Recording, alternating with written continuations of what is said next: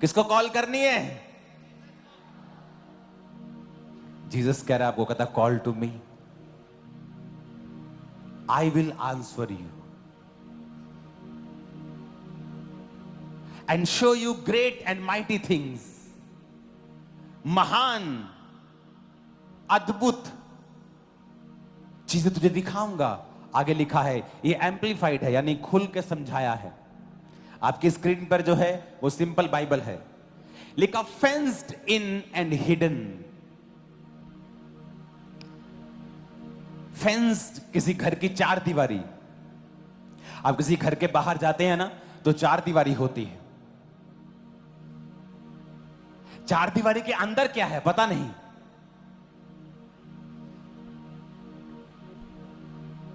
कहता call to me and I will answer you and show you great and mighty things fenced in and hidden.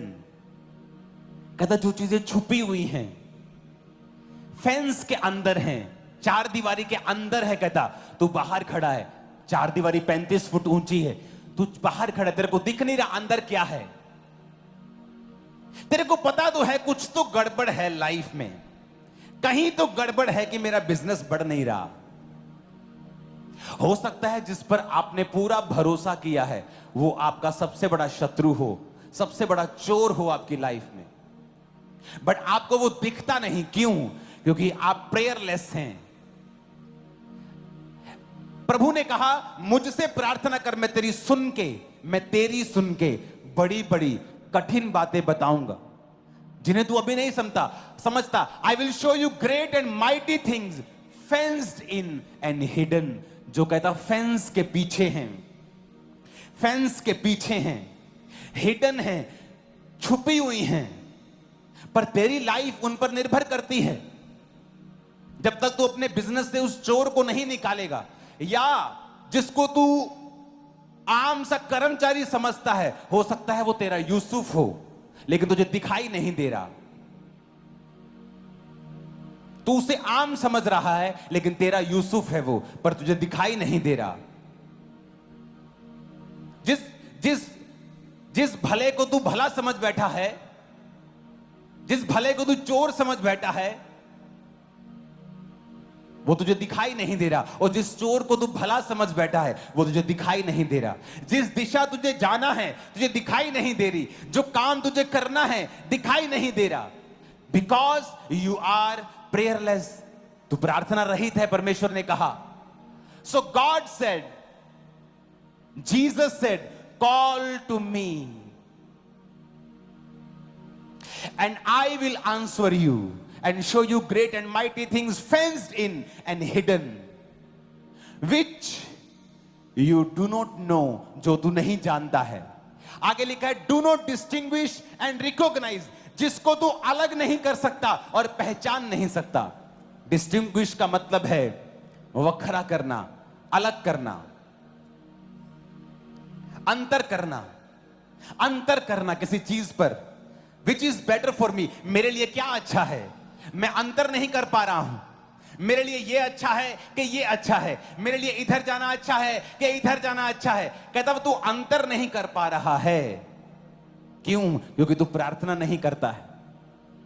कहता है call to मी, सिर्फ इतना ही काम कर, तू मुझे बोल, and I will answer you, show you great and mighty things fenced in and hidden which you do not know. Do not distinguish and recognise, जिसे तू अलग नहीं कर रहा है। रिकॉग्नाइज का मतलब जिसे तू पहचान नहीं रहा है। Have knowledge of and understand, कहता ना तो तुझे उसका ज्ञान है ना तुझे उसकी समझ है। बहुतों को अच्छे लोगों की समझ नहीं है, और बहुत तेरे लोग जो बुरे हैं और लोगों को लगता है ये अच्छे हैं, उनकी भी उनको समझ नहीं है।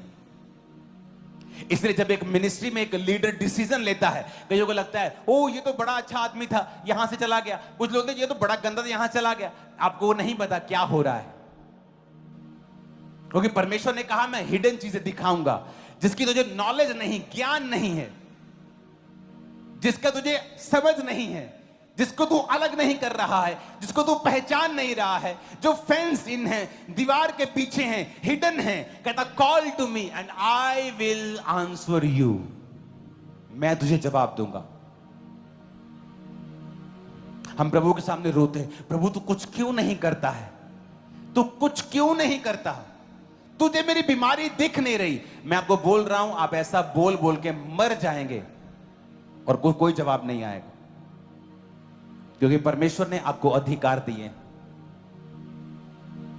जब तक आप उन अधिकारों का खुद प्रयोग नहीं करेंगे, जब तक आप खुद जीसस क्राइस्ट की जगह पर खड़े होकर आप डांटेंगे नहीं बीमारियों को और अपने ऊपर शब्दों को घोषित नहीं करेंगे, डिक्लेरेशन नहीं करेंगे, घोषणाएं नहीं करेंगे।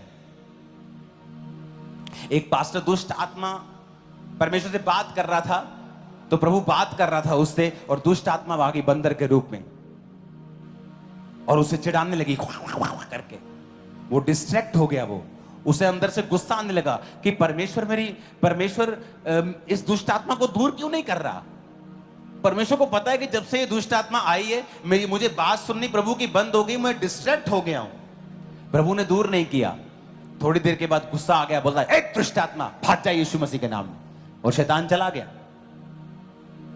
परमेश्वर ने उससे बात करनी शुरू कर दी। उसने प्रभु से पूछा, प्रभु आपने दुष्ट आत्मा को दूर क्यों नहीं किया। परमेश्वर ने कहा, मैं दूर नहीं करूंगा क्योंकि मैंने चर्च को अधिकार दे दिया है दूर करने का, अब तो दूर करेगा।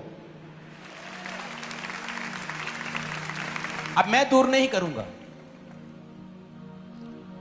आप उस कैंसर से, आप उस बीमारी से मर जाएंगे अगर आप उसके खिलाफ लड़ेंगे नहीं तो। आप कहेंगे प्रभु तू कुछ क्यों नहीं करता, प्रभु मुझे चंगा कर, जबकि बाइबल कहती तुम चंगे हो चुके हो। अब लेना है, शैतान को डांटना है। शैतान ढीठ है, वो वचन के खिलाफ खड़ा है, ये बताने के लिए कि ऐसा नहीं है। आपको घोषणाओं से वो लेना है।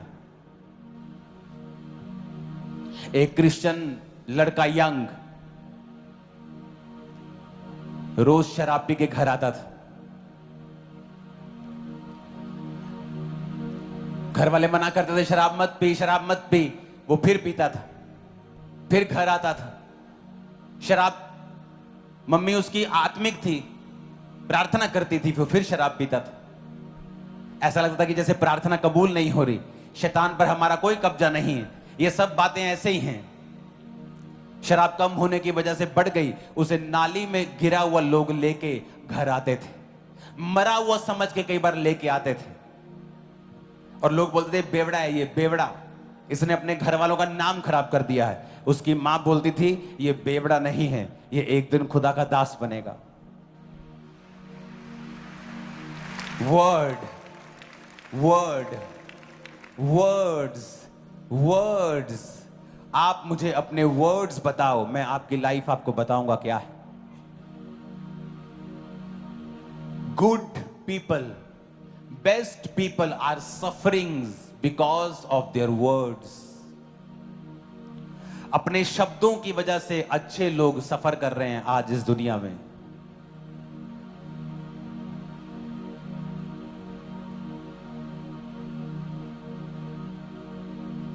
वर्ड्स, बोल, शब्द एक हथियार हैं।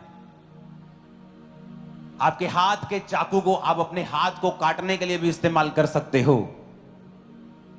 और दुश्मन को भी अपने आप से दूर रख सकते हो।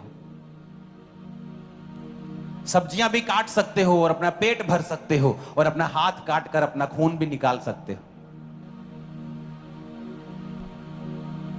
वर्ड्स एक चाकू की तरह हैं, एक बंदूक की तरह हैं, जो जंगली जानवरों से आपकी रक्षा भी कर सकता है, लेकिन आपको यूज करना अगर नहीं आता है वो आपको घायल भी कर सकता है।